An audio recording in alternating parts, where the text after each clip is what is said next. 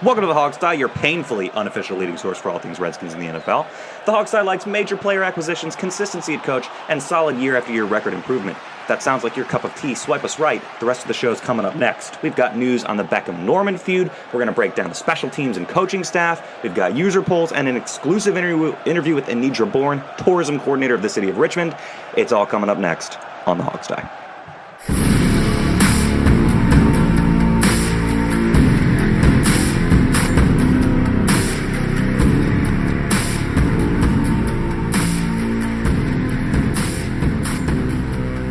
Welcome to the Hogsty with your crew, Alex Zeese, Steve Thomas, and Robbie Duncan. And now, here's your host, Sean Conti. All right, ladies and gentlemen, we are back. So happy to have you with us. My name is Sean Conti. The crew's here. What's up, Steve Thomas? I'm good. The swiping right thing. You've got to explain, I think, what you were talking about. Why am I swiping right, and what does that mean? In 2016, swiping right on a phone app is how you denote your approval of a human being in this day I don't and approve age. of a lot of human beings, though. I approve You of do a lot of left swiping. I approve of myself. You'd swipe right on your own profile. The rest of and the then universe, swipe everybody not else. so much. Yeah. Yeah, see, I'm for those of you at home, I'm newly single, so I'm getting into this whole dating scene again. Did you get any responses from your plea for dates from the Oh no, I'm Hogsty still listeners? constructing my profile. I still have to figure out, guys, how to present myself to the world again. I haven't had to do this in many, Single many and years. ready to mingle. Well, that's right. That's right. Yeah. Swipe right What about on you, the Robbie Duncan? Do you have experience with the I Tinder had app? it, but I never really used it. I was just looking at profiles and swiping left most of the time. He was Tinder stalking. We call that Tinder stalking, Steve. You could always do that. Yeah. Tinder stalk. Yeah, just Tinder stalk and never, match with anybody. I mean, do you think anyone in Steve's age range is really going to be on Tinder? I think there's a lot of people on Tinder Yeah. that are not millennials. Okay, because I I think think, there's a lot. of it as something like 30 and under, kind of. And I don't know what Steve's dating age range would be, but I don't know if it's 30 I think or he's under. looking for 30 and under. I mean, Well, let's just be clear. I mean, I'm not looking to date anyone right now. No. Me neither. I don't know, man. Anybody's listening out there. No. I'm just saying hypothetically. A hypothetical? Who knows? I don't want to go down this road. Y'all are going to get me in trouble. Well, Alex, so you've been with your wife long enough to not have had to do decade. this whole Tinder thing, Yeah, right? yeah. No, Okay, so we you didn't, predated we didn't Tinder. have Tinder. I kind of envious that you're going to be single and there's all this great technology. I had to look on Craigslist for dates back in the day. When it Oh came my to, God, that sounds dangerous. Did you get like either mugged or approached by a prostitute? No, I got married. Thank you very much. You found your wife on Craigslist? Yeah. Wow. Yeah. How I does this couldn't happen? even Does find it a say- buyer for my $60 Xbox Connect. And you found a wife. What did you find? Jesus. Like female 23, need date. I mean, how does it even work on Craigslist? Well, it works. meet me like, at the- roughly in the- like that. Meet me in the parking garage at midnight. Well, I'll be in a trench no. coat. I'll have a knife. The short part of the story is she got about 100 responses and only 3 guys didn't send dick pics, and I was one of those 3. So Oh, you were the clear choice. People actually do that. Very nice. I just can't believe that anybody's dumb enough to send Oh, stuff all the like time. that. No, never. Oh, will. Steve. never Steve, this underestimate is the a dumb stupidity of generation. America. Well, it's like, Yeah. this is just a hint for guys out there, from someone who's a little bit more experienced than some of you are listening. If you're trying to attract a woman who has even a modicum of class, don't send them a picture of your junk. Okay? I've Sure. always heard that for some reason women don't enjoy looking at flaccid penises. I don't think they're I've always heard that way. before. Yeah, I mean, the times have changed. Used to be you could Women send are a good dick classier pic than often. guys as Yes. a general rule. Yes, You do not I want to guess send so. pictures of junk. That's just me. maybe. I guess. I mean, what a unless day and age we live in. you're trying to attract someone who works in the kitty cat club. Yeah. Perhaps. Yeah.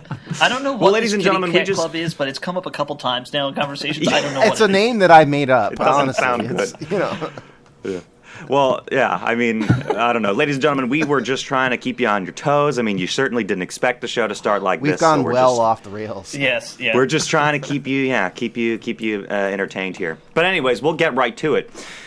Sad news to start the day off, guys. And this is sad news for Redskins fans across the nation. This is a prominent fan for the Redskins. Chief Z has passed away. Yeah. Moment of silence. Now, this is huge because he is. There, we used to have the Hogs, the people who dressed up as Hogs, Hogeheads, they kind of have petered out. But Chief Z's been a solid fan presence for pretty much my entire Yep. viewership of the team. Yeah. How has this guy does this hit you hard?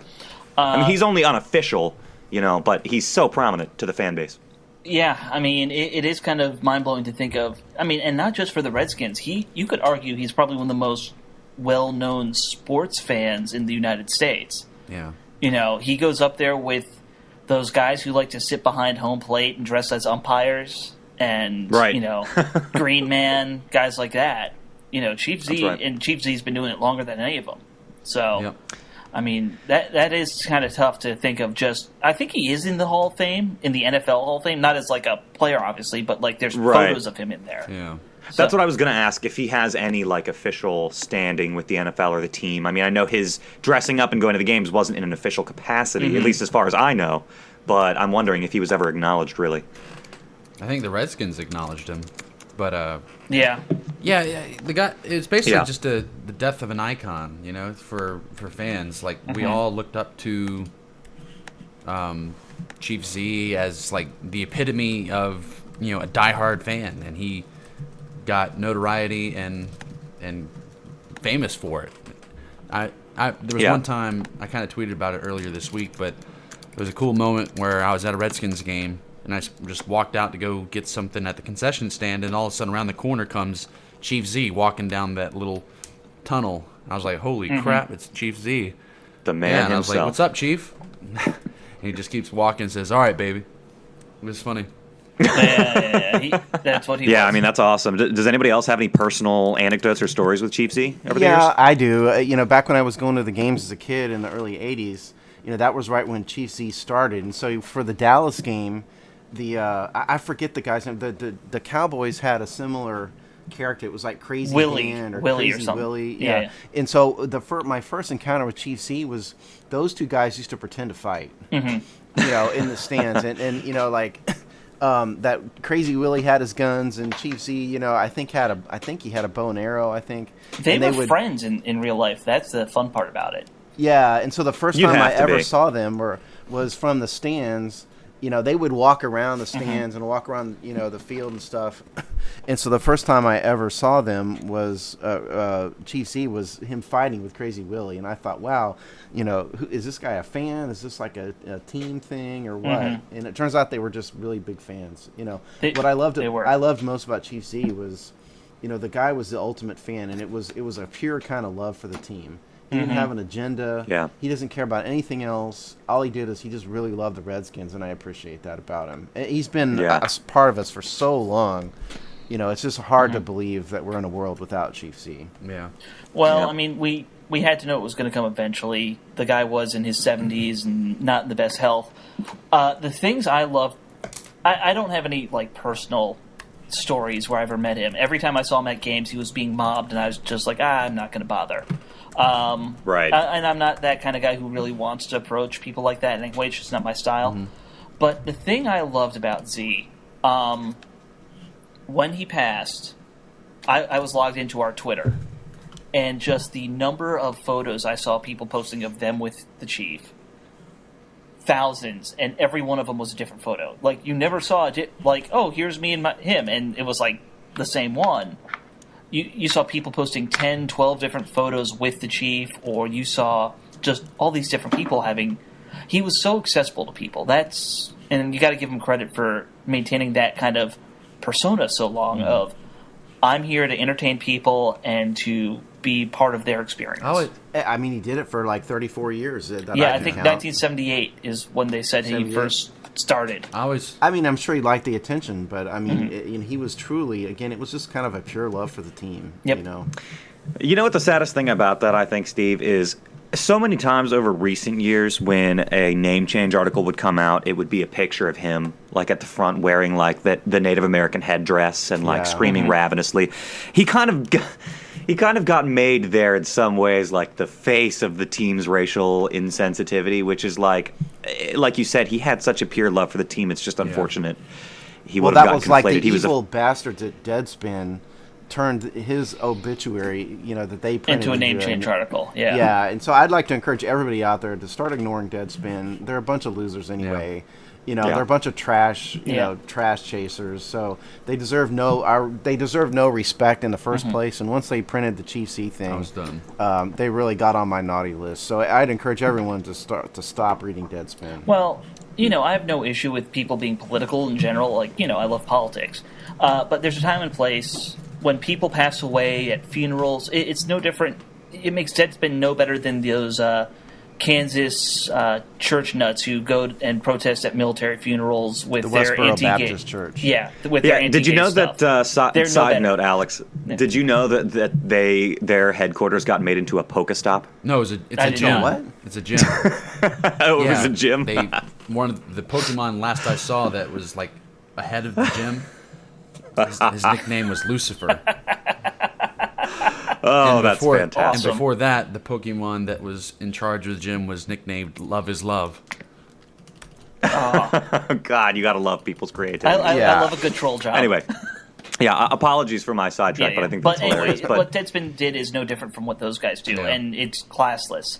Yeah. There's a time and a Very place for classless. politics, and it's not at when someone dies. Correct. Read Deadspin for the Why Your Team Sucks articles, which are about to come out this Those year. are I think fun. they're coming out. Yeah, those are hilarious, but other than that, you can pretty much ignore it. Well, for the I entire would year. recommend not reading Deadspin at all, but that's just me. Well, it's going to go away anyway, isn't it? Part of Gawker.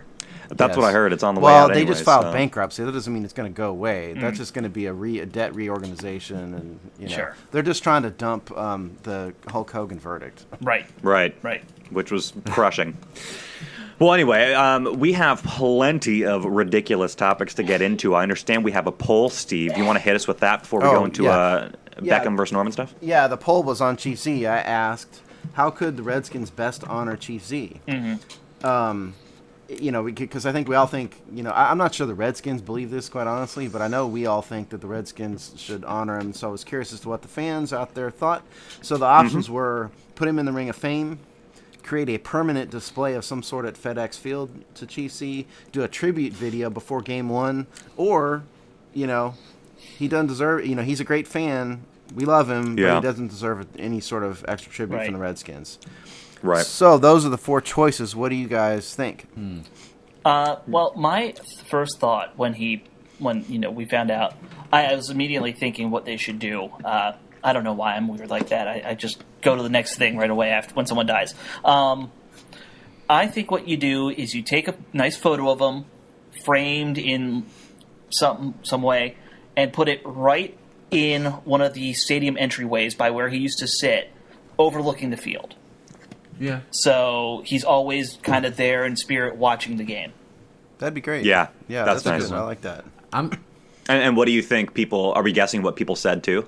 Well, I know what people said. I don't want to. So I You cheated. I cheated. I'm gonna guess that they just the majority said like a tribute video or something. Okay. Okay. Sean, what do you think? I think the guy needs a permanent, memorial to him. It doesn't, a statue is great. It's a little much, a statue. Part of me thinks that would never happen, but maybe you could put a seat in the stadium that always stays empty for him. Put it away from the other seats, so there's like a symbolic empty seat for like the biggest, most prominent fan in Redskins team history. I think that's totally appropriate. So I think he needs a permanent memorial of some sort. I guess because considering the options, I'm going to go with the statue. But I don't know. It doesn't have to be that. I just think it needs to be permanent. A video is great, but it's not enough, to me. Yeah. Okay. Well, the fan Robbie? Did you guess? He said Or did you video. look Yeah, I at- did. You said video. Okay.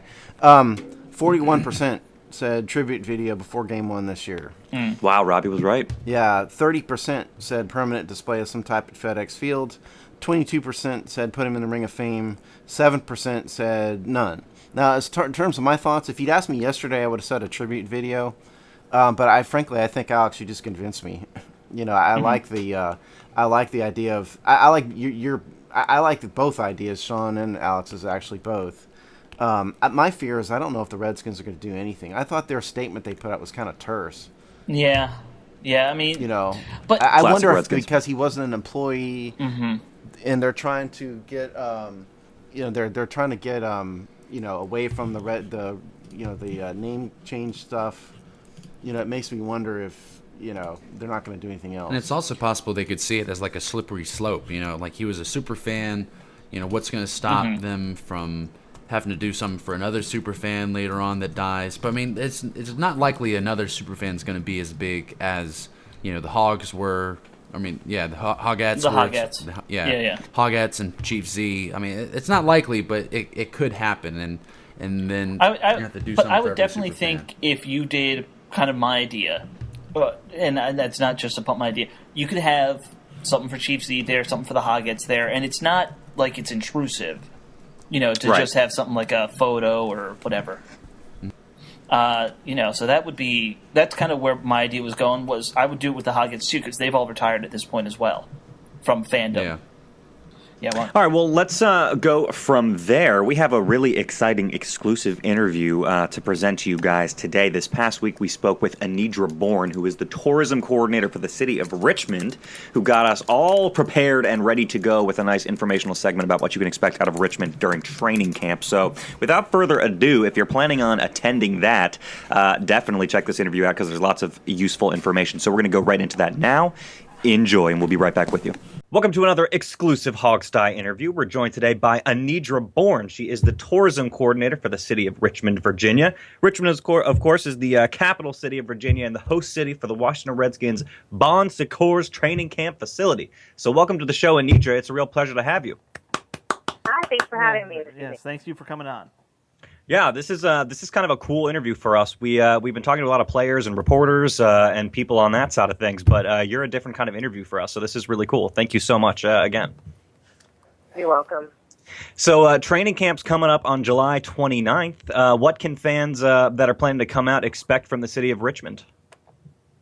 Fans are going to get a new experience inside the gates this year that offers more of a Richmond feel, incorporated in partnership with the Redskins on being able to experience the destination in between practices. So more opportunities to learn about all there is to do and see and experience in and around the Richmond area. Awesome. Okay. Well, Awesome. tell us, Anidra, if we bring the kiddos to training camp this year and we have some downtime between practices, what are the major sites that the fans can see and bring their families to? So nearest to the training center itself is actually the original location of the Children's Museum of Richmond. It's literally just outside the gate, adjacent to the Science Museum of Virginia as well. So on that actual training center facility campus, if you will, you're within walking distance of two major attractions in the Richmond area, geared both toward families as well as those very much interested in the sciences. The Science Museum of Virginia recently highlighted a new exhibit called Seed, which is an amazing exhibit, open to the public. There is an admission fee for that. But again, it's just outside the gate. And again, for family-friendly options, especially on those warm days, are the interior opportunities at the Children's Museum of Richmond, including interior exhibits in the wonderful cool AC to give you a break from the outside heat. That'll be nice. But as well as also a splash zone for young kids as well, perfect for toddlers and families. We might want to bring the Redskins over there if they can get get into some water and get out of the heat. The team may need that too. Yeah, I'm not Absolutely. opposed to a splash pool. See a bunch of Maymont- Redskins lay down and kids climb on top of them.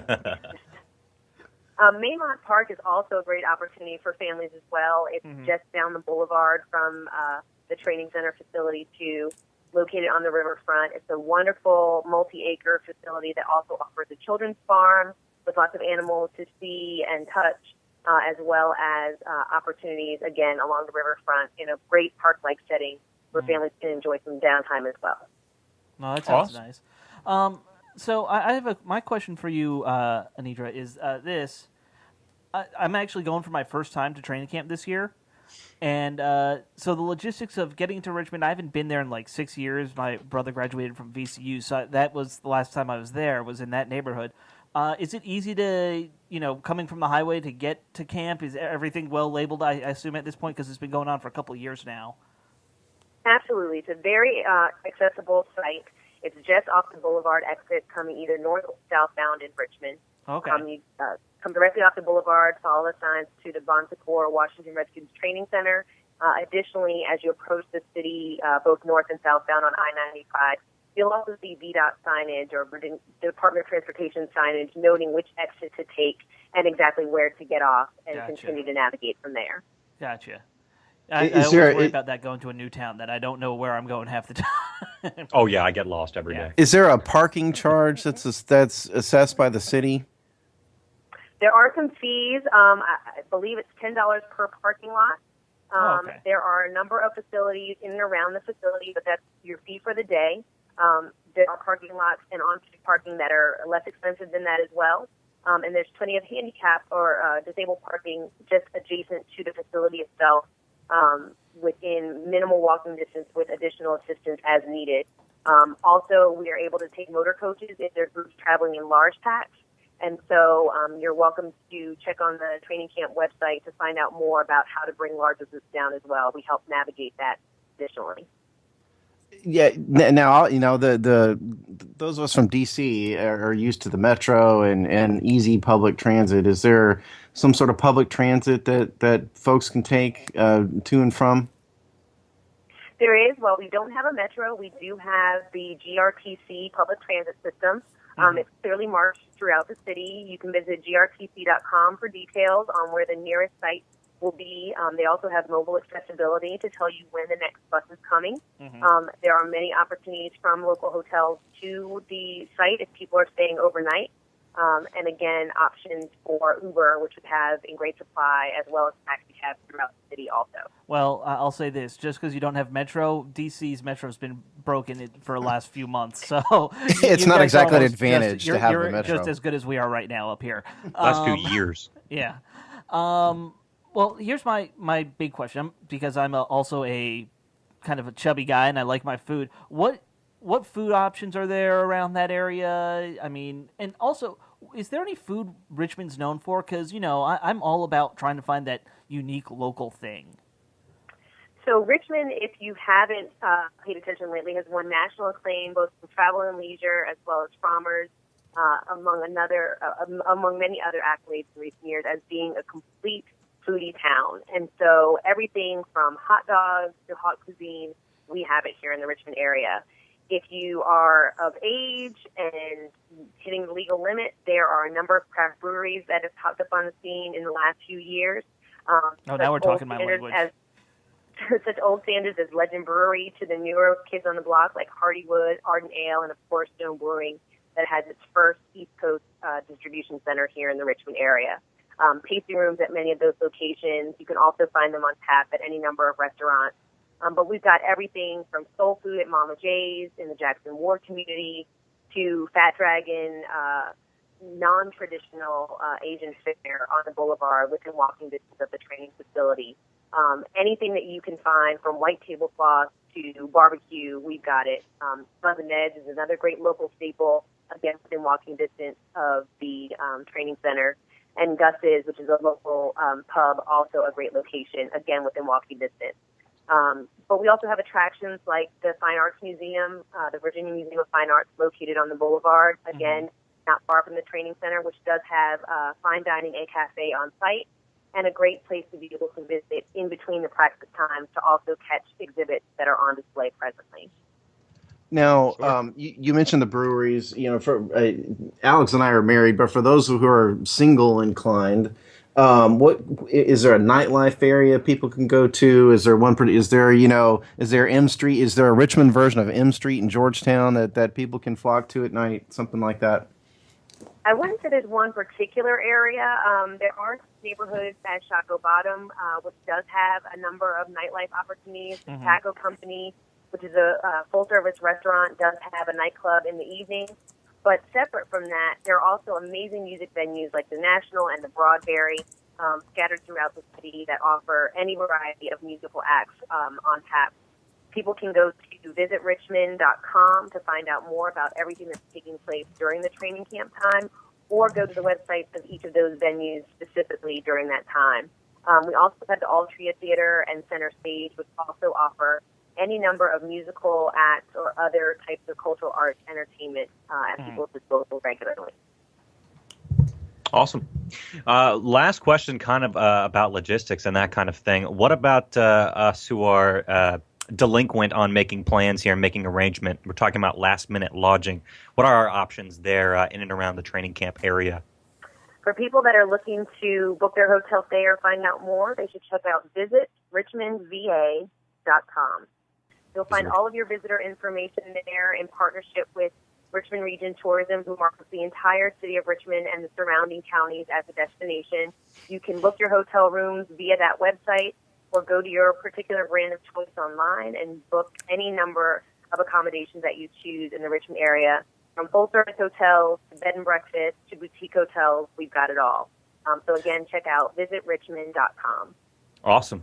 Thank you so much for that. Now, what's the one? Is there the famous downtown, old Richmond hotel? That's the one everybody wants to stay at. The famous downtown Richmond hotel would be the Jefferson. Yeah. It is a high-end hotel, 5-star, 5-diamond. It's a fantastic venue, has its own unique history. We've also got newer kids on the block, like the Quirk Hotel, which is in the heart of downtown on East Broad Street.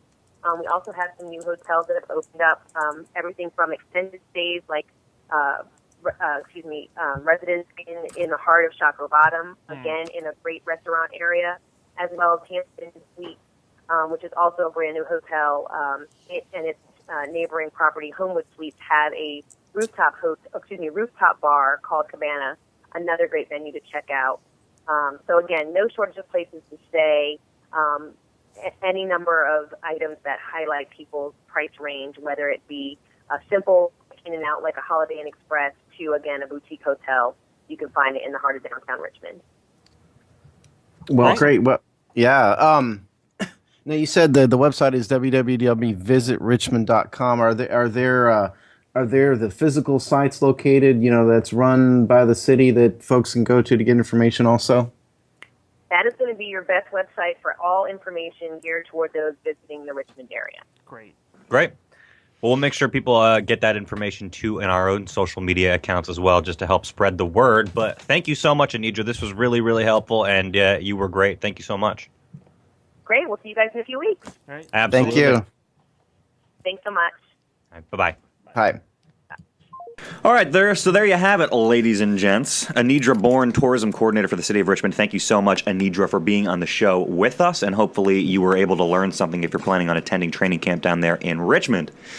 Moving on from that, our next fun topic, Josh Norman versus Odell Beckham. Are these two still jawing out in the offseason? Of course they are. Guys, what's going on this week with these two? Are they ever going to shut up? Jawing out has been pretty much one-sided, at least at this point.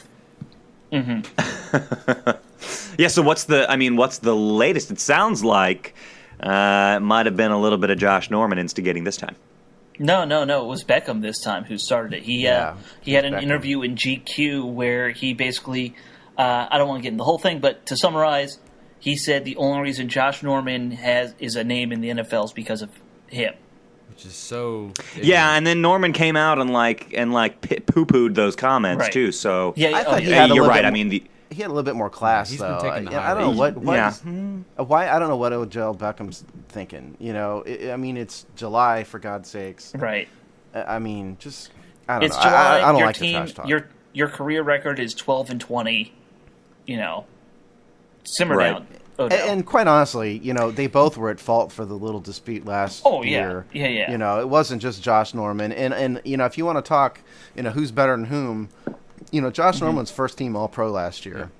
Yeah. Odell Beckham was not first team All-Pro. And so, the idea that somehow Odell Beckham's responsible for Josh Norman's fame or whatever is stupid, because the AP All-Pro team is legit, and it's not fan-based, and Norman was one of the two best corners in the NFL last year. Do you put it on Norman more? What happened last year? I always put it more on Beckham. Do too. I put it more on Beckham, but Norman kind of overreacted at some one point too. I'm just saying they both were at fault to a certain extent. That's all. Sure. The most egregious thing that happened between them was that shoulder to helmet hit that Beckham laid on Norman when he wasn't watching. Right. I definitely put the fighting last year on He speared him Beckham. after the play. Yeah. Yeah, exactly. I put it much more on Beckham, the physical stuff they got into last year. Yeah. Yeah, that's probably true. I just, Josh Norman, take the high road like you've been doing. Odell Beckham, just shut it and play football. Yeah, That'd be my I think advice to him. what Norman said was, "I have the game circled on my calendar. I hope he does too." Yeah. Something It's going to be along those- must-see TV when those two go against each other. It will. I mean, I at this point, how could it not be a little bit of a letdown? Because in the end, they just have to play the game, Sure. and those two going after each other is just going to be one small part of the game. Yeah. Yeah. But Neither coach is going to have any patience if it devolves into what it was last year, though. Oh yeah. But you gotta like the rivalry that it's become. It kind of brings this whole division rivals thing back into light now that Norman's on the Redskins. It just competitiveness like this and rivalries. It makes sports more fun to watch. It brings you back to the old days of Agreed. Daryl Green versus Irving and Yeah. all that kind of stuff. And I got to say, guys, it was always, I've said this on the Hog Side 1,000 times before, it was always the Giants for me. Mm-hmm.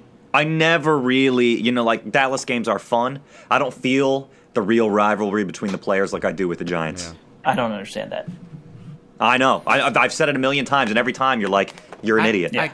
But it's always been, those are the games, the Giants games are always the ones that get really I chippy. kind of feel that Yeah. way too, just because it seems like every time we play them, they find a way to beat us. Like there was always something that was just one reason why we lost that game. Like it was always something Tiki Barber would do, or Brandon Jacobs, or even what's the tight end's name that used to be there? Shockey. Shockey.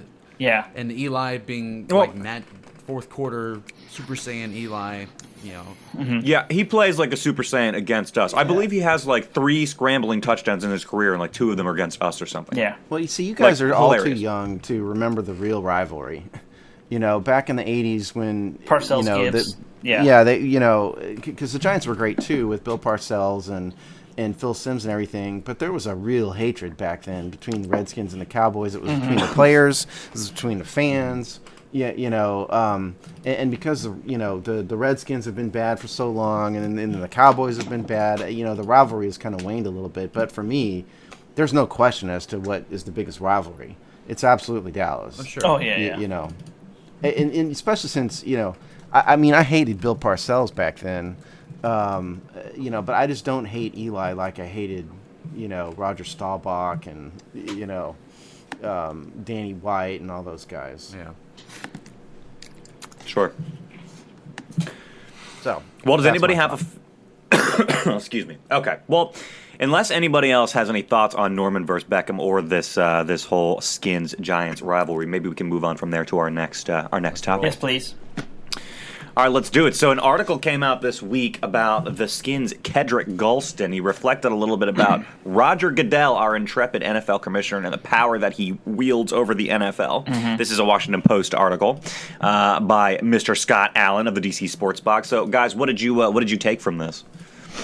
Yeah, he's not happy with the NFLPA. It seems like I don't think he never says it, but that's the vibe I get. Yeah. Well, but Yeah. see, it's more than that. Yeah. I think the sports blog thing came from the MMQB. Monday Morning Quarterback article post that Kedrick Golston wrote. Peter King is on vacation, and so he has people fill in, for the Monday Morning Quarterback article, and Kedrick Golston wrote a post. And what I took out of it is that the players think Roger Goodell is a little bit hypocritical. He's Who doesn't think that? he's his method of doling out punishment isn't really fair. But that Golston kind of admitted in the article that the players agreed to the CBA, Right. so the players are at fault in this too. But I do think that his overall point is valid, which is there's more acrimony between the NFL and the players than there ever were, and it really is Roger Goodell's fault. It really is. I mean, Pete Rozelle didn't act like this. No. Tagliabue Tagliabue was great. didn't act like this. Yeah. And Roger Goodell just doesn't seem to have the personal skills, and negotiation skills. Really, he's got a lot of ego, And so I do get where the players are coming from, and they've kind of really believe, and they're right, that Goodell works for the owners and not for them. Yeah. They know that. You know, but at the same time, you know, if they don't like it, they should have bowed up at the CBA negotiations, and they didn't. Yeah. Well, and so- I think there's also the fact that the relationship between Goodell and the NFLPA is not like it was with previous owners. And who's the guy who ran the NFLPA before Smith? The guy who passed away, Upshaw. The Raiders, Gene Upshaw. Yeah, Upshaw had a very good relationship with the NFL, and that helped their whole situation. So, and Maurice Smith is an employment labor law. He's a labor law, and he's a specialist, and he's a litigator. right. You know, and so I think he's a litigator, and so that brings a different vibe than a former player. Right. You know, And I don't think it's that not helps. all.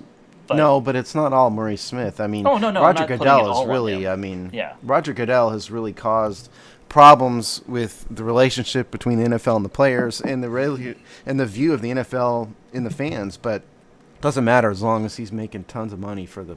Yeah, owners. the media, It's all media important. market's gone through the roof. I mean, he's making a ton of money and branching out. I mean, beside Do you guys think this is the most popular football has Yes. ever been? I do actually too. think it's starting to hit. I think it's peaked at this point, and it's going to either stay or start to decline soon. I think a lot of Why do you think Interesting. that? I just get that vibe that, especially younger people, it's not as popular with the under 30 crowd as it was with previous generations. I don't know. agree I with mean, that. I don't have that perspective. Maybe not. You know, I don't know if I agree with that. but I don't know. If I think there's it's any almost- polling. I just get that vibe. I think fantasy. Well, I think it's almost become an easy thing to pick on, like Sure. Oh, the yeah. concussion movie, and the Redskins' name is a much smaller, more select topic. But I kind of agree with Alex that you younger people might be a little bit thrown by some of the things that have come out about football over the last decade or so. Well, I think it's helped out with the making football more popular, or at least peaking, like you said, Alex. I think fantasy football has played a lot into that too. Oh People God, have yeah, That's true. fantasy that's teams, huge. and they tune in to watch their players and see them, get them points. It's big. As long as fantasy football is still popular, I think football will remain at this peak. Sure. Yeah, I disagree with Alex's view that it's peaking. That's just we can agree to disagree on it. The NFL is making more money than ever. The viewership is up. The games are being attended. The merchandise is selling like crazy. Fantasy football is a multi-billion-dollar industry at this point. Oh yeah. I think it's more popular than ever. I think where they're going to fail at is the overseas effort. I don't think it's going to play well in Europe overall. I think it's a dumb idea. I just think it's incredibly stupid to try and put one team in London. That's dumb. If they're going to, if that would work, they'd need to have a whole division in London. Right. Like the NFC Yeah. Europe or something. That's the only way it would work. Right. I'd like to get you guys' view on the 18-game season. Yeah. By the way, because what Goldston mentioned that in his article, and Yep. his thought on it was that the risk of injury is too great, to the players. It's going to beat the teams up even more, and you're going to have teams basically limping through the season into the playoffs. So I'm curious Yeah. what you guys think on it. Well, Well, oh, sorry. Go ahead, Robbie. Go ahead. From a player's perspective, I mean, yeah, it's a grind, but what they really need to do is increase the roster size and increase the active, the active roster for games instead of just 46. I mean, I understand it's a strategic thing, and coaches choose who to make inactive, but really, you want all your players to be able to come in and play if need be. Right. I don't. It's a very minute strategy that no one even cares about. But you increase the roster size. That way you have more people that can come in and keep others fresh. I mean, I actually like to watch the preseason out, and you guys do too. I know I like to watch the guys preseason's fun. fighting to make a roster. It's a good little storyline to follow, but others don't agree, and that the preseason is so far off from the normal regular season product. So I wouldn't mind to see this happen, but you have to increase the player size for that. I think that's a great I point. think that the players are taking a short-sighted view on this, to be perfectly honest with you. Because, the way to do it is to say, okay, we'll agree to the 18-game season if, as number one, as Robbie said, either increase the roster size or increase the game day roster size, because Right. the roster size 53, game day rosters are 46. Let's just make all 53 eligible. You have to, Right. you have to pay that'll them make more, up for too. it. But well, that's the thing but that's the owners won't disagree with that. What the obvious answer is to modify all the contracts to include 2 more game checks. Right. And then the network, the TV networks will pay more money. The gate, will be more money. So NFL is going to make more money, which is what they want. But the players aren't going to lose money. They just, Right. As a players' association, just don't agree with it unless the players get 2 more game checks. I mean, what know? what would 2 more games would be? What, 8% or no? It'd be more like 12%. Oh, you want the math? I'll do the math if you want the yeah, math. yeah. It's something like I was 12%. told there'd be no math. Just say everyone gets 12% more. Everyone gets a 12% Well, bonus. they get paid the players get paid every week. Okay? Right. Well, they get or a you can check do a it that week, way, and so yeah. all they need to do is you get 2 more game checks. Right. That's a simple answer. But And it- Yeah, I but don't then see all how- the game checks will get smaller, is what you're No, saying. no, I'm not saying that. You're I'm not saying if a contract is okay, now you're going to make me do the math. Okay. Let's No, assume- don't do the math. Sean, No, I'm really, gonna say really anything. simple. If I'm giving you $100 a week, I'm still giving you $100 a week. Now you're getting it for okay. 18 weeks, so you Well, get let's- $1,800. yeah. Versus So let's say a $1,600. contract is $1 million Right. a year. The player's game check, irrespective of taxes or bonus, anything else, is $62,500 a week for a 16-week season. Forget Right. about the playoffs because that's a different thing. And so Right. then the answer is to increase that contract by 2 $62,500 So, game checks. 124,000 something, Right. or 125,000. Yeah, That's the easy answer. That is the answer. And although I do think there are a handful of teams that don't do the 16-week game check, because I remember hearing somebody say he was getting it year-round. But Well, that may be the case, Yeah. but point is that's the standard kind of method, Right. And that's the answer is to do that. And I don't know. I mean, it's That will gonna- have to be collectively bargained again, Yeah. I'm assuming, Well, if see, the the NFL downside- decides Yeah, to but lengthen the the downside season. to it is that the players get vested retirement based on the Right. number of seasons that they play. And so you'd Right. have to adjust the vesting point to account for the increased season length. That's, that would also have to be collectively bargained, but they can, Yeah. I still say no 18-game season, do a 17-game season, and everyone can play one neutral game. That way we can still do the stupid London thing Roger wants. And you I can think add... just give up on London. Well, Give it but up. they want to have these exhibition games outside of the normal stadiums. Give every team one. That gives him 16 games to play with. As the NFL owner, or whatever Roger Goodell's title is, I don't really care.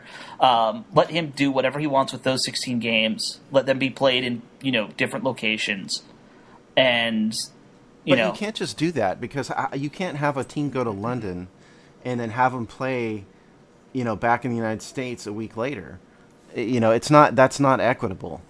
It But really they're isn't doing because that there's anyway. a travel time. There's Yeah, not isn't during that the already regular basically season. happening? that's what's happening, Steve. Yeah, but that's just one game for one team. That's what I'm Yeah, talking And, about. no, and that's they true. usually give that team a bye afterwards. If you have everybody play a neutral game at some other site, it's going to really mess the schedule up. Well, Yeah. I mean, 18 games is going to mess the schedule up because right now the format's perfect with 32 teams, 16 weeks, and how it's all broken down. It's literally Yeah, the home perfect games, away schedule. games. No, they just add one more AFC game, random AFC game, one more NFC game. I think they could work that. I just think the logistics of having every team play a neutral site game in Europe. Well, I'm not It's saying they'd just- all be in Europe. that I'm sucks. saying some could be in Europe. Some could be in. You could put one in Toronto, one in Mexico City, like they've been wanting to do. You could put. I just think it's dumb. Look, here's the thing. Who would want Like to go to the Mexico NBA has City? successfully. Yeah, why would you do that? they want to. They've been clamoring to do it for a while. I don't care what the NFL says. Let's stay away from the the Mexican drug lords. When you bring, but the NBA is an international sport because they play it internationally. Right.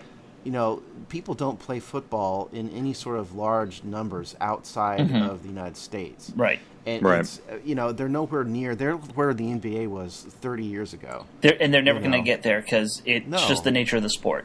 Right. Yeah.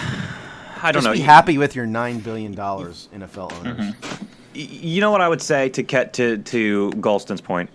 I would not feel confident if I was him. With all of these potential changes coming through the pipeline, I would not feel confident in the NFLPA in collectively bargaining a deal that's good for me.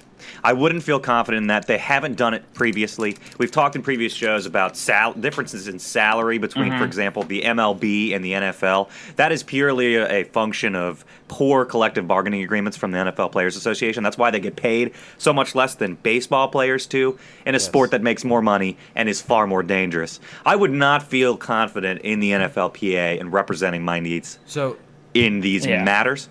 And I don't think, and Goodell, I think he just takes advantage of what he can get, which any good businessman will do. But I think Gulston's got a point. It leaves the players high and dry a bit. So, Steve, here's a question: how long do we have till this CBA expires? It's a long time, right? Like 10-year type thing? It's a 10-year deal. It goes through the 2020 season, I believe. Yeah, I think there's 5 years left. I think basically when that does expire, we could be without football for a while.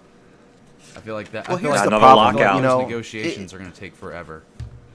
But here's I think the you're thing, probably right. The owners can stay away a lot longer than the players do. The players have a limited shelf life. The players don't have a long-term view on collective bargaining because the players individually, they need the money. The owners don't need them. The owners are not going to lose their house.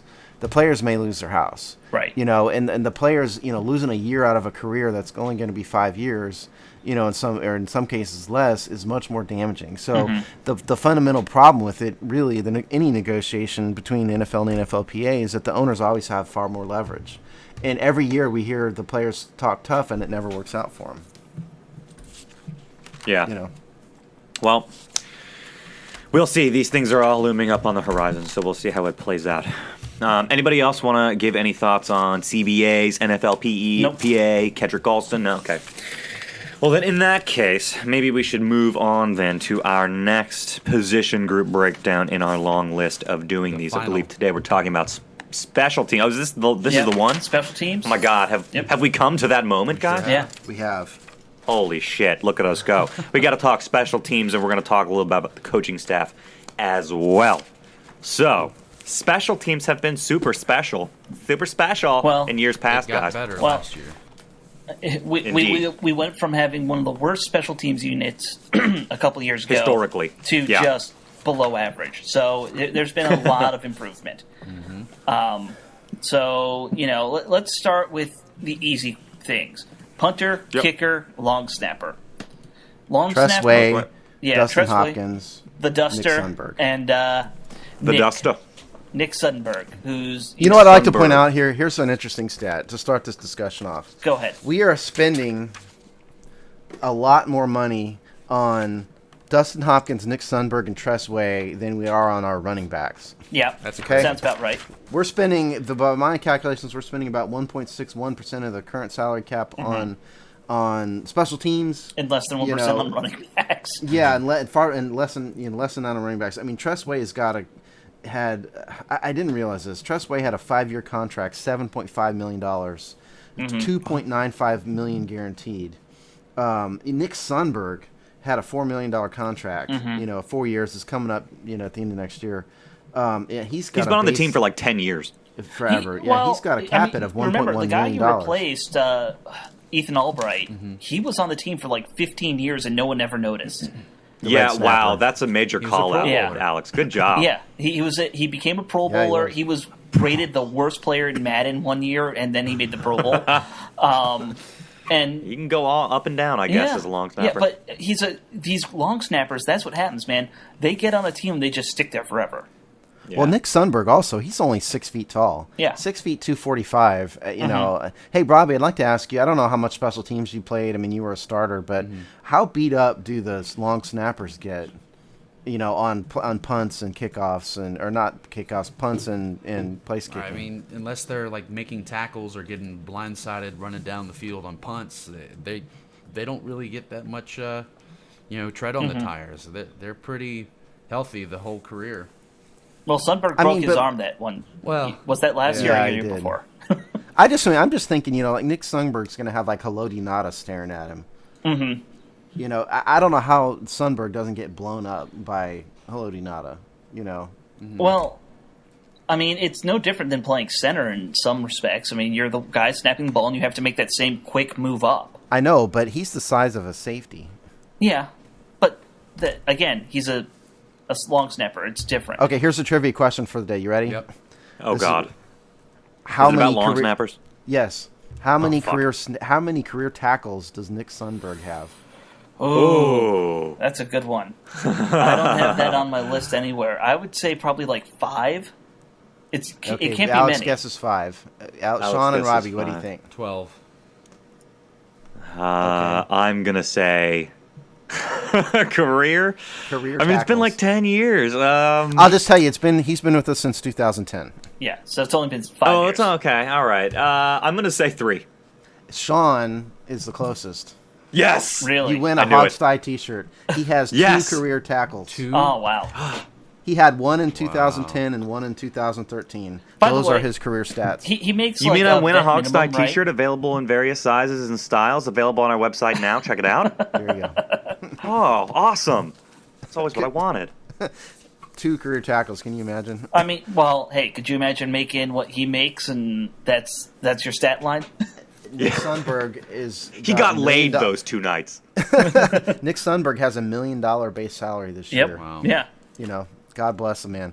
And he's in a fun terms guy. of if you ever listen to him in interviews, he seems like a really good guy. He's big. Yeah, He's he a does. big You know- presence in the community too. He does a lot of Yeah. community work. Nice. friend of the show, Dustin Hopkins, Yes, our man. had a decent Shout out to year Dustin last if you're year. listening. Yeah, shout The out. Duster. He made 25 of 28 field goals last year. Yeah. And 39 of 40 extra points. I don't remember the missed extra point, but Me either. Maybe it was yeah, blocked.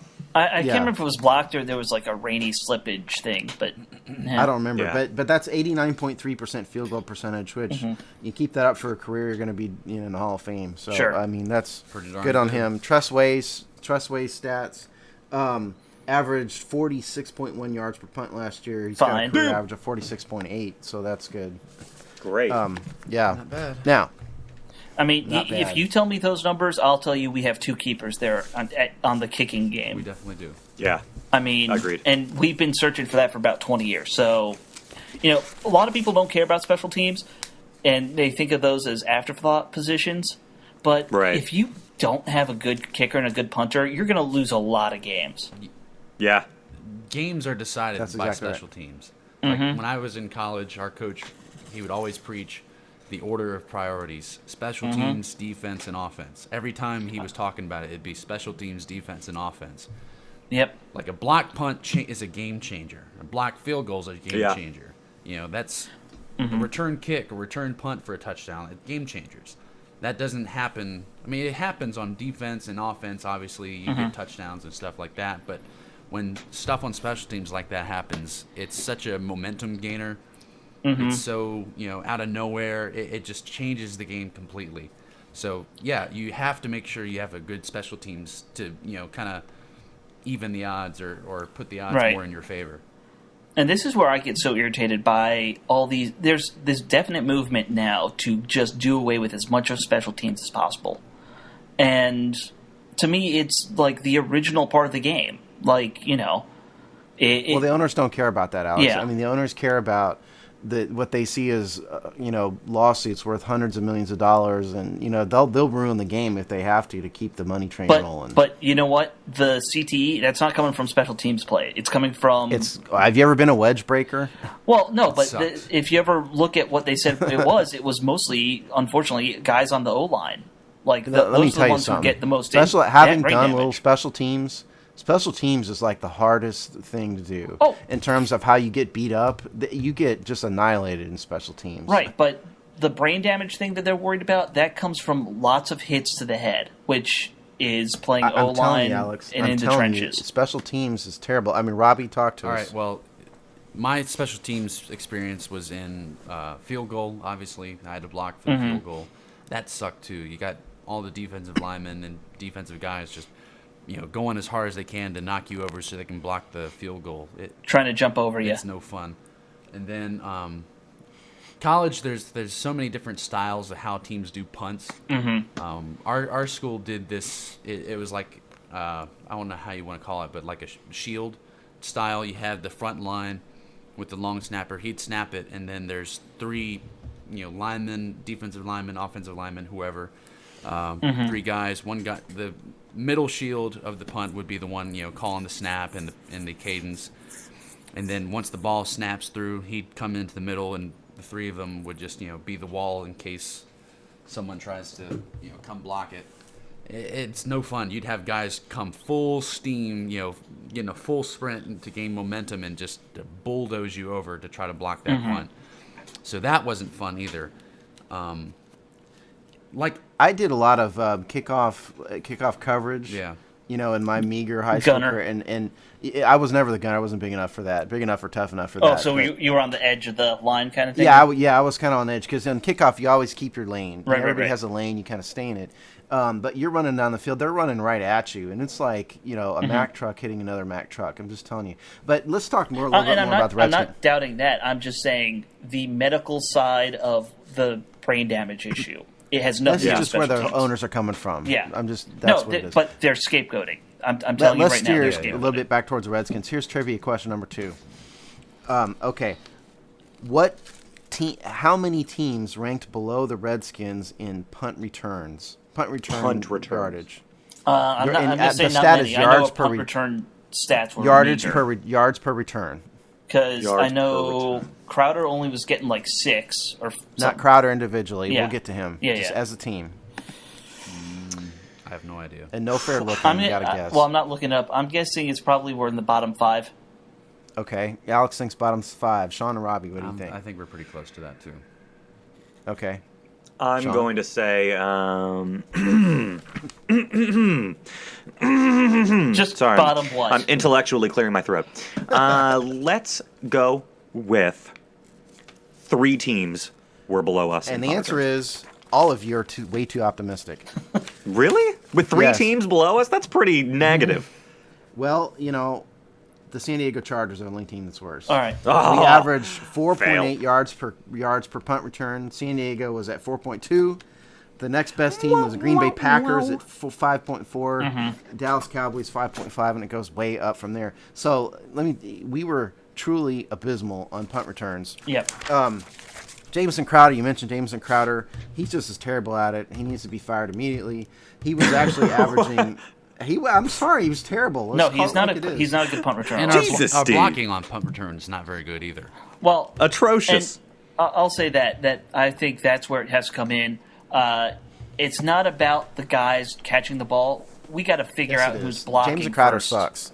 James Crowder does not see the hole. He doesn't explode through the hole. Nobody He's we had terrible saw at the it. hole because there was no hole. No. We have no one He's blocking and terrible. creating a hole. You cannot blame it all on blocking. Jameson Crowder cannot do this job. He for the record, he averaged 5.3 yards per punt return, which is slightly better than our team average somehow. Steve, this is Jamison Crowder's average return. Catches the punt, looks ahead. 2 random Redskins are holding hands, skipping through the field in front of him, maybe 10 yards to the right. It's open field and a sea of opposing players coming right at him. Don't hate on my love man the- for only making He's 5 yards. terrible at it. They need to find somebody I love the else. imagery. I don't know how he survived. That's got to the whole be job. yeah. I wish we could. That needs to be like a graphic. We need to make a cartoon of that. I would like somehow. to see. Sean, Paints you an got accurate some free picture. time? Do that on Photoshop. I don't know what Photoshop is, so I can't help you there. Okay, on kick returns, we were much better on kick returns, kickoff. We were ranked number 10 in the NFL at There 25 you go. yards per return. Of course, unfortunately, kickoff returns have been marginalized and minimalized in the NFL. And the yardage, just in case anybody's wonders, that is measured from where the ball is caught. So if you're 5 yards deep in the end zone and you run it to the 20, that is a 25-yard return, and that's what the stat talks about. So, that's where we were. So we were better at that. It's just the impact on the game is much less in punt Yep. returns nowadays. Yeah. Sure. And it's, again, a shame. It's such a fun part of the game. Yeah. And Rashad Ross was actually pretty good at this. He had 28 total kickoff returns. He averaged 24.4 yards per return. He had the one return for a touchdown. He was actually ranked 11th in the NFL last year in average yards per return. Cordarrelle Patterson being the best. So to sum up, really, I mean, if our punt return game can improve, our special teams would be a lot better on paper. Yes. Well, is that what our new wide receiver acquisition is going to be doing? I you don't think He's- so. He didn't do No? it in college, I understand.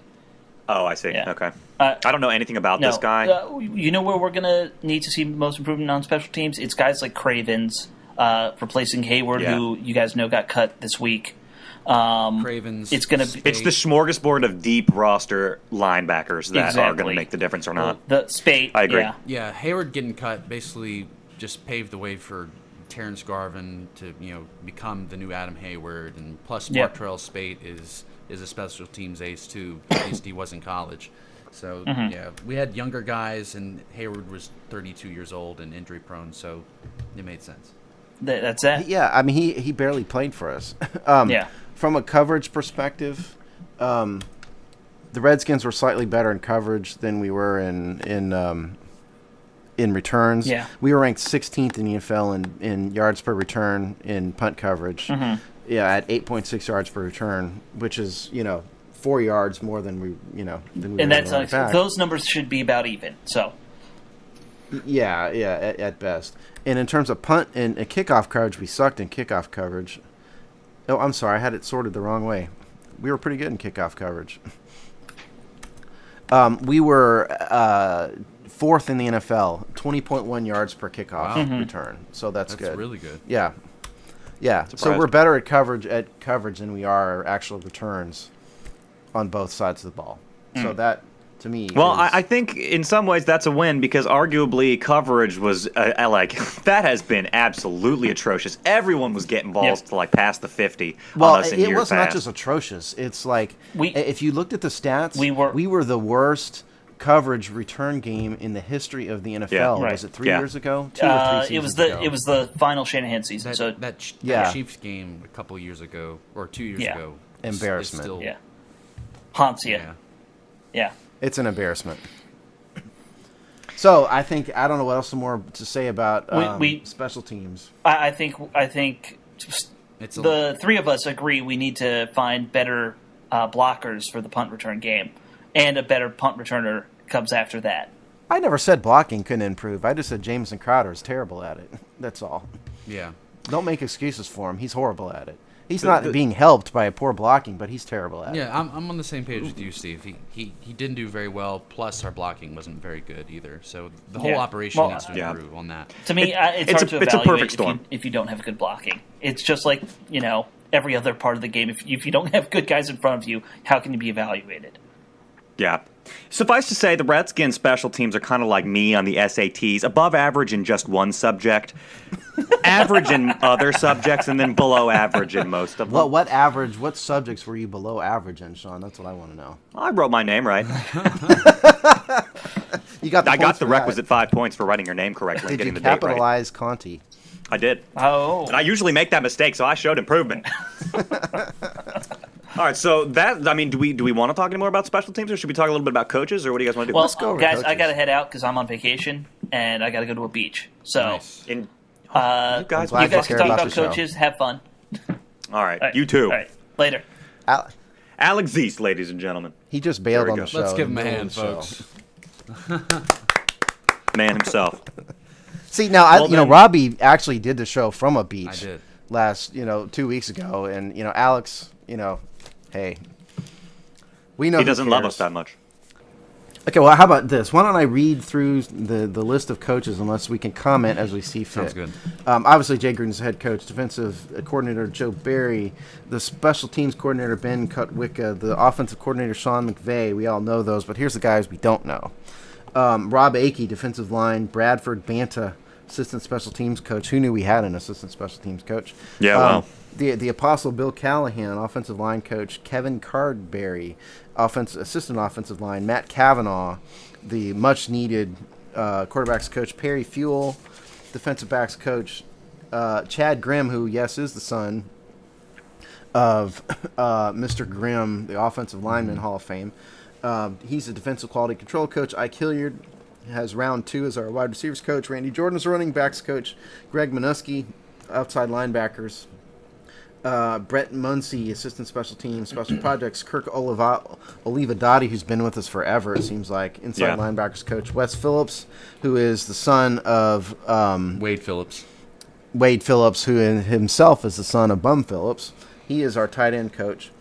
Aubrey Pleasant, assistant defensive backs coach, Shane Waldron, quality control, and we have a new strength and conditioning coach this year, Mike Clark. So, I think personally we ought to start with Joe Barry. Sure. Joe Barry, I noticed on his bio, the reason I wanted to start with him, because I printed his bio on the Redskins website, and what stuck out to me was the following line. Barry served as the defensive coordinator for the Detroit Lions from 2007-2008, where he led units that ranked tied for third in the NFL in takeaways and 10th in sacks per pass play in 2008. That is what they say about his time in Detroit Lions. That is the most stellar way to frame his time in Detroit. They neglected to mention that the Lions went 0-16 and were one of the worst defenses in the league. Some staff writer for the Redskins earned their paycheck with that. No doubt about that. Good job. Yeah. Can we just remind everybody? I mean, everyone should know this, but not like there's like 2 players from Joe Barry's 2007 Lions team that still play in the NFL, period, and they were historically bad in almost every area. Sorry, continue. I mean, to his credit, our defense without a bunch of stars has been much, much better than the Detroit Lions, So I don't know if he's learned, if the players are better, if the scheme is better, or what. But he's certainly reinvigorating his career, I think. And we all were down on Joe Barry when he got here. Oh yeah. But it hasn't been a disaster. And I think sort of just as if you take a thumbnail sketch, check the temperature of the wind. Yeah. I think the fans are probably happier with him than they were with Jim Haslett. I think you're correct about that. I mean, he's got some raw talent on this team now on defense that it's undeniable. And I like the scheme change, too. I like we're kind of gone back to a more hybrid 4-3. I mean, we're still technically a 3-4 apparently, but really we're a hybrid 4-3 mixed with, pretty much just nickel. And I love that myself. He's putting a lot of focus on the front four, getting pressure, and just dropping the rest of the guys into coverage so they can, read and react and play football.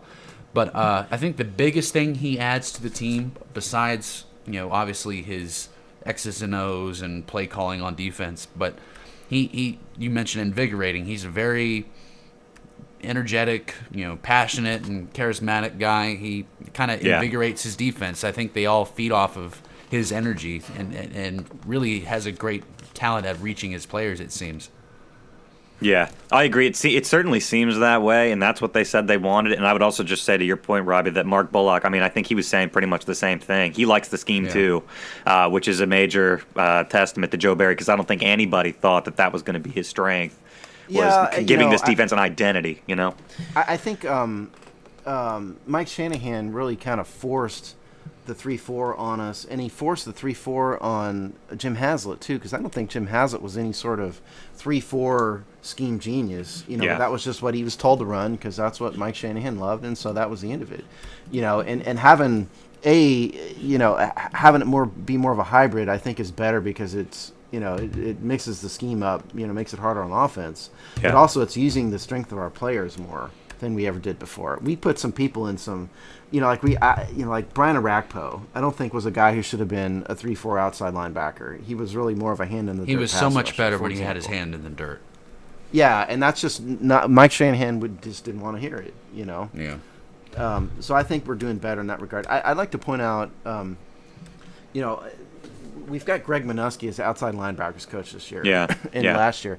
I think that's where I want to go next, because we didn't have a dedicated outside linebackers coach before last year, at least for a long time. And, I think if Preston Smith were here, and we ought to get him on the show someday, I think Preston Smith would probably credit a lot of his development as a pass rusher to the fact that he's got Greg Minuski, as his coach. I think he did a good job. Greg Minuski was, I believe, a head coach, a temporary head coach for a time. He's got a kind of a big picture perspective on things. Yeah. So, I think he's having a dedicated outside linebacker coach is a big benefit to the team. I want to highlight. So congratulations. I think that our best position coach on the team, besides Bill Callahan, is Perry Fuel, and I have no idea how much longer we're going to be able to keep him, because what he was able to do last year with our makeshift secondary, he brought a lot of out of his guys. You got to attribute his development on Quentin Dunbar to him too. Yes. The guy's doing. That's a the great guy's point. doing really well with what he's been given, and now he's got some pretty. He's been given a pretty stacked squad. Well, now though, he you has have it to admit. now, but last year it wasn't that case, especially with the injuries. You're right. It was Scotch tape and bubble gum, and they did really But well. now he's got Josh Norman. He's got Bashad Breeland still developing and getting better.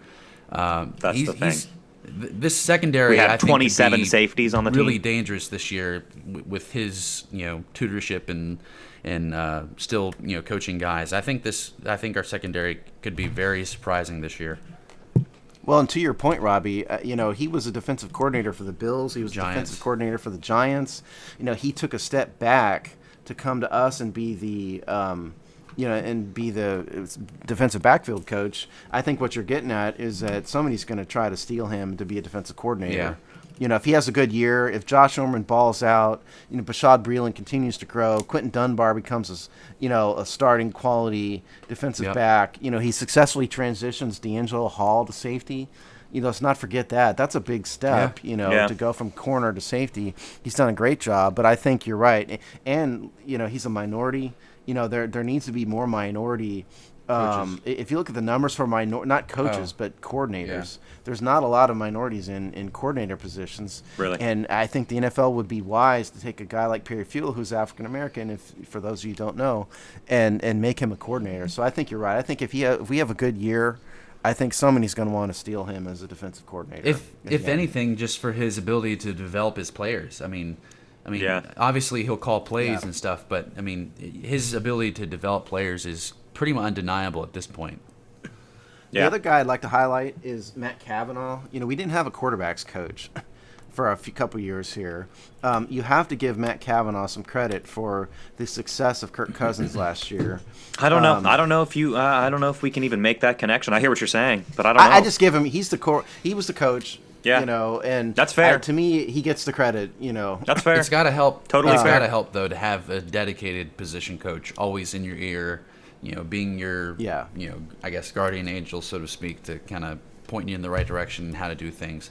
Because I think it was pretty stupid of Jay Gruden to think he could basically coach the quarterbacks. And Yeah. Two young quarterbacks in your 1 and 2 spots, and you don't have a quarterbacks coach. Yeah, it just seems suspect. Now, I noticed on his bio that he was a quarterback coach of the Jets from 2009 to 12, and so I'm going to Oh, dear. I think you have to lay Mark Sanchez on him, perhaps. The butt fumble. Yeah, he's the butt fumble guy. But point is, I think, give Matt Cavanaugh some credit, because, say what you will, but Cousins took, a step forward last year, and, that was his coach. So who's the weak link on this coaching staff then? Is it Olividotti, our longest tenured coach? I'd to say me, Randy Jordan. That's a good okay. one. To me, the only place I'm coming from with Olividotti is inside linebackers has never been a strength on this team for a long time, and but he who is do our we longest have, tenured though? coach. I guess you got to lay the failure of Keenan Robinson to develop on him, Yeah. right? I don't even think Keenan Robinson was that much of a failure. That's one place I disagree with you guys. But We'll see how he does with we- the Giants to kind of gauge how his development what really is. exactly. I hope he doesn't tear it up. Oh, I hope he doesn't. It seems like there's a history of Redskin players going other places and doing well. Yeah, Amen. amen. See Emerson, David. Oh, my I don't God. want to talk about him. That His comments were so funny. I'll only say about that. Alex and I talked about that on the show last week when you guys were out. His contract wasn't quite as spectacular as we thought. On the show last week, I said it was a 4-year, $38 million, $17.5 million guarantee, which it is, but it only got 5.5 guaranteed up front. Yeah, So that's much the rest more of it was fair. guaranteed as the years go by. So, but point is, there's a perfect example of a guy who we cut too early, who developed. apparently all he had Yeah. to do to get better was stop playing video games. That's That is hilarious to me that he would even say that. You make yourself look like an idiot. You're taking this out of context. That's not what he meant. What he meant was he had to grow up and become a more mature person, and he was using the video game thing as an example. He said, I That's a used to sit around terrible way to represent yourself. If when you're an adult and you're in the working world, even if you're a football player, don't say, "Oh, I was immature last year." Give me a break, He's dude. being honest. Yeah. He's being honest. Yeah, but honesty ain't always the best policy, especially when you're trying to land jobs. This is what I found. we like blunt. We're on a radio show here. We like blunt. yeah. Oh, I love blunts. It just makes you wish or wonder why couldn't you do that when you were with the team that drafted you, Exactly. We've thought Yeah. that about so many people over the years on this team. It's just crazy. By the way, Kirk Olivadotti, has been with the team since 2000, with the exception of a 2-year stint at Georgia from 2011 to 2013. So Somebody likes him. he might be the longest tenured employee in the organization besides Dan Snyder. Yeah. Somebody really likes him. You know, it's strange. But how much of of our running game do we lay at the feet of Randy Jordan? That's Well, I mean, I don't know the answer. I mean, Alfred Morris wasn't doing well. I mean, we've talked about Matt Jones's yards per carry. yeah. You do have it begs the question, like how much are the running backs learning from him? It seems like they're not really doing well at finding holes and doing the normal running back thing. It does beg the question of how good of a coach he is. Would you agree, or would you say that the success of the running backs and the offensive line are more tied together than any other two position groups on the Yes. team? So that's why I have a hard time criticizing him too much, because I feel like you can have a great running back coach and great running back technique, but it's That's a good obvious, point. The offensive line is going to make it go. The receivers, I think, quarterbacks to receivers, they can in some way circumvent poor offensive line play, but I don't think running backs really can. So, I don't know what to think about him outside of the offensive line in general. I think this both is going to come down to the two line coaches on this team. They are the ones that need to improve most. I say see how Matt Jones does during preseason and training camp and into the early weeks of the season to really kind of see, how good he is. If things still aren't very good running wise, I mean, it depends on obviously the line, but if things aren't very good running wise, that kind of would answer the question, I think.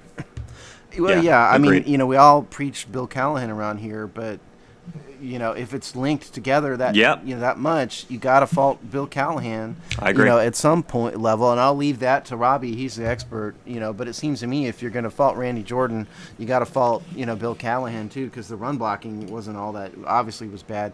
I do put the failure of Matt Jones to develop in certain ways on the coach. I guess it's the military guy in me. Randy Jordan's the leader. The fumbles. The subordinate didn't do well. Yeah, the fumbles. He didn't see the holes well. The shit rolls uphill. Yeah, Matt is the guy who ought to be really good. He's got the physical attributes for it. I don't want to get into another Matt Jones rant here, but No, but the point is well made. I mean, the point is well made. I don't know. I don't know. Not too many of these other coaches really stuck out in me. Ike Hilliard, give props to him. Ike Hilliard, if everybody remembers, was a receiver for the New York Giants for a long time. He was with us briefly before under Mike Shanahan, and now he's back. The development of Jamison Crowder, you have to credit Ike for that. Yeah. I think, because, wide receiver coaches, it's not like running backs. Wide receivers really listen to their coach. It's such a specialized skill on the field that they, I think the wide receiver coach makes a big difference. So I credit Ike for the development of Jamison Crowder. He's doing So I something guess right. we could just wrap Yep. up this convo about the coaches with a quick little gauging of opinions on Jay Gruden. This is more Ooh. directed to Steve because he's the one who's been the most critical of him. Hater. Okay. Yeah, I think that Jay improved. I think Jay was terrible in 2014. He was a terrible head coach. He did a bad job. But I credit him a lot with recognizing that he did a bad job. And I think he, by bringing in Kavanaugh, dumping the quarterbacks on him, it seemed to me that he gave Sean McVay more of the responsibility for the offensive game planning. So I think by alleviating, by limiting, by becoming less of a micromanager on things and become more of an overseer, he recognized his faults and he improved greatly in that respect. I give him credit. The team made the playoffs and he's the coach, and I give him credit for that. I give him credit for making the hard call on the quarterback. I don't know. Yeah, I me don't too. think I still think he did Robert Griffin kind of dirty in that he never really had a chance. I think the team could have done more with that asset, but I give Jay credit for making a decision and sticking with it. Yeah. And I think that was good. And I give him credit for using Kirk Cousins properly. We had the Kean Fahey interview last week, and I'm curious to see what you guys thought about it. But, Jay has really used Kirk in a manner that is indicative of Kirk's skills. Kirk is kind of a perfect West Coast offense quarterback. He's not the greatest in the world when you start going downfield. He couldn't play like Cam Newton. But Right. in this West Coast short pass, flat pass to the running back, screen passing, that's what Kirk does well. And Jay recognized that, and Jay put him in a position to succeed. Yeah. I think Jay was a much better head coach this year than he was in 2014. So I give him credit. I think he's improving, and I give him credit for that. Yeah, I think Yeah. he's getting better too. Just in a nutshell, he's just the operations getting better. I think he's Yeah. mature as a coach and realized he had to make some, he put his ego and pride aside to, make the team a better, team. Obviously, Right. I think he's a good coach too. I think he's sloppy in some ways. I think he had some sloppy time management last year. I Yes. think his relationship with the offensive coordinator has been ill-defined and a little confusing before. There's other things about him, but I gotta say, I think he's definitely improved. He's a guy who's learning and maturing too. He's still a pretty young guy for a coach, and I gotta bite my tongue a little bit because I agree with you, Steve. He made the right. I think in retrospect, he made the right call with Robert Griffin, and I mean, I think he put the people where they needed to be. He's got improvements, but to make. Robert Griffin was not a guy who fit Jay's system. No. And Jay is a coach. I think the best coaches are not married to a system, and you always go back to Joe Gibbs. How the Redskins under Joe Gibbs went from a running team to an explosive passing team. And every year they were a little bit different. That's because Joe was a coach who recognizes the talents of his players. I don't necessarily think Jay's that guy. I think Jay is a guy who loves his system, is going to stick with it no matter what. And he recognized early on that was Kirk Cousins and not Robert Griffin. Yeah. And I respect him for making that choice for his offense. I just think, and I still think, that if the team had handled Robert Griffin differently, he might have been a better player than he is and probably is ever going to be. Yeah. The reports do not sound good from what we've been hearing so Seems far. like I more don't of know the if you've been same following from that. him right now. It really does. Yeah. It seems like no improvement. I think Robert Griffin's kind of ruined early on. But point is, I give Jay a lot of credit for recognizing that and not letting the drama continue. The last thing we needed was more quarterback drama around here, and he cut that off at the beginning last season, stuck with it.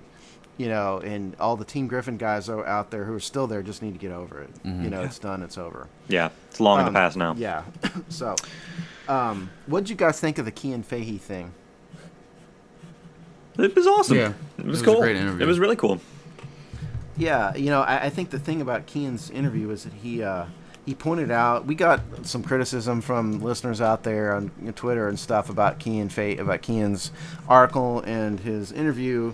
They thought he treated Kirk unfair, but I thought he was remarkably even-handed. He pointed out, listen, Kirk isn't perfect. Kirk has has weaknesses, and he pointed those out, and it was fair to point out. And it's good to have a counterpoint type thing. It can't all be one-sided. You need to hear other perspectives and opinions. Yeah, and people really didn't like the fact that the Kean's comparable was Nick Foles, but I kind of understand where he's coming from. I completely understand where he's coming from. Yeah. I like to, real quick before we wrap up real fast, we've been through all the position groups now. So, Dun, dun, dun, dun. here's the trivia question number 3 for the day. All right. Would you like to take a guess as to the total value of all player contracts on the roster? I'm not talking about the salary cap this year. I'm going to give everybody that. I'm talking about, for example, Chris Baker has a $9 million total contract. Could you take a guess at all as to how much money is under contract with the Redskins right now? Ooh. Players only, not coaches. We don't know the coaches' contracts. Do you even have a ballpark guess?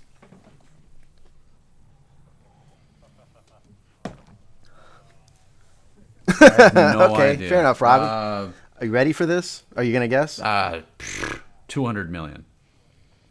$624 million under contract. $1. Yeah, there you go. Robbie won. Okay, but more to the point, we're at, with the cut of Adam Hayward, by my count here, we're at $159 million and change in terms of cap hit for 2016. That does not include the rule. That is everybody, people. That is not under the rule of 51. If you count the rule of 51 and the dead cap and everything, we're about 11 million under the cap right now. So if some other Josh Norman falls into our lap, somehow we could sign him. But that's kind of where we are overall cap wise. We're in good shape. Dead money wise, the biggest dead money we have on the books right now is Jason Hatcher at $4 million. So we're in good shape salary cap wise this year. And I have one last thing before we wrap up, too.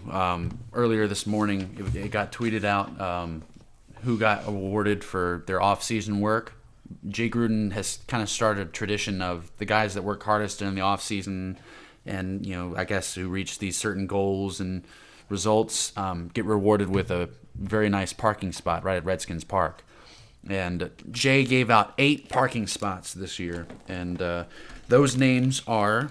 I'm listing them off right here: Logan Paulson, Bashad Breeland, Pierre Garçon, Kedrick Golston, Mason Foster, Brandon Sheriff, Ryan Kerrigan, and Niles Paul. And the Hogstye. Yeah. Congratulations to those guys. I'm glad. Shows that they're working hard. It's basically... The way the article reads it out is they're rewarded with a sign for, I guess, just... I assume they had, like, certain standards they met or goals or, some kind of gauging of how well they did during the offseason. And these guys got it. I'm glad to see Brandon Sheriff up there. I mean, we all know he's a, weight room junkie. He likes to work out and get stronger and stuff like that. But just, seeing it on a sign like that, kind of out there for everybody to see is good. The most interesting name on there to me is Niles Paul. He came off that injury, and he's getting a sign for it. I mean, he had it last year too, but he's still getting rewarded this year for it. Funny note, on the picture that shows his sign, there's a little message there on top that says, Niles Paul is here every day. Please do not park in space. The most interesting name on that list to me was Logan Paulson. He's also coming off injury, but we talked on our tight end breakdown that he was. My bold prediction was we're going to see Logan Paulson. Yeah, you guys hate on Logan Paulson, but I love him. It wasn't that; it was just a salary cap thing. Like Marcel Jensen was kind of a similar body type. And so I think they could save money on it. But maybe Logan's a guy who sees that he's going to need to work hard this year. Yeah. Niles is not going to get cut. Niles is going to be here. No. Logan is a guy I think who's on the bubble, and it's telling that he's doing everything he can to work as hard as he can. Yeah, and I mean he's got Derek Carrier and Vernon Davis breathing down his neck too. So it's odds are against him. Yeah, Vernon Davis especially. Yeah. Well, plenty to clarify here as training camp gets started and we hurtle here at lightning speed towards the start of the season. You guys excited or what? Absolutely.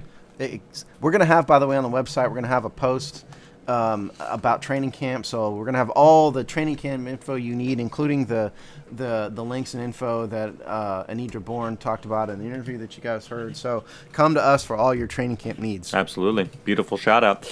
Well, unless we have anything else crazy that's going on in our lives, guys, feel free to tell me if you do. But if not, we might let everybody go now. We good? Just swipe right, everybody. Yeah, forewarning everybody that's listening, we unfortunately don't have media credentials for training camp, so we will be there when we can't be there. We'll be there when we can to report what we see. Oh, we'll still have a presence there. Yeah. Well, that's exactly what we did last year, and listen, we thank the Redskins for consideration. Thank you so much. There's a lot of people that out there that get credentialed, and we understand. We'll try it again next year. Oh, we'll keep annoying you. You can rest assured. As our listenership grows, we will have a better chance of becoming credentialed. That's right. So you at home, get the word out. Buy the Hogstye T-shirts. Wear them around town. If you know anybody who knows anybody, feel free to drop our name. We'll just put it to you like that. Well, on that note, with a shameless plug from us, we will let you enjoy your weekend. So have a nice one, and we will see you back here in a week. Enjoy. Hasta la vista. Sweet. Swipe right. Swipe right.